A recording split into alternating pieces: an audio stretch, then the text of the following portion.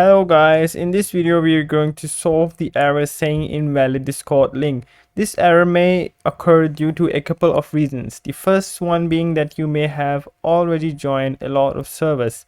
Keeping in mind that in Discord you are only allowed to join a maximum of 100 servers.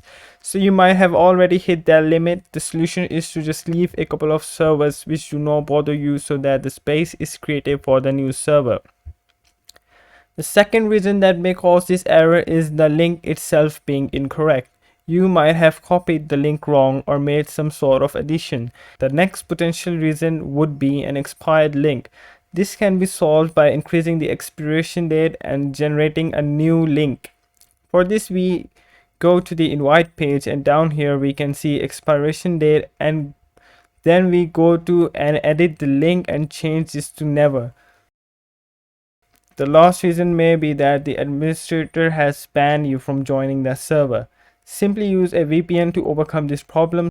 So these are the 4 solutions for overcoming an invalid link.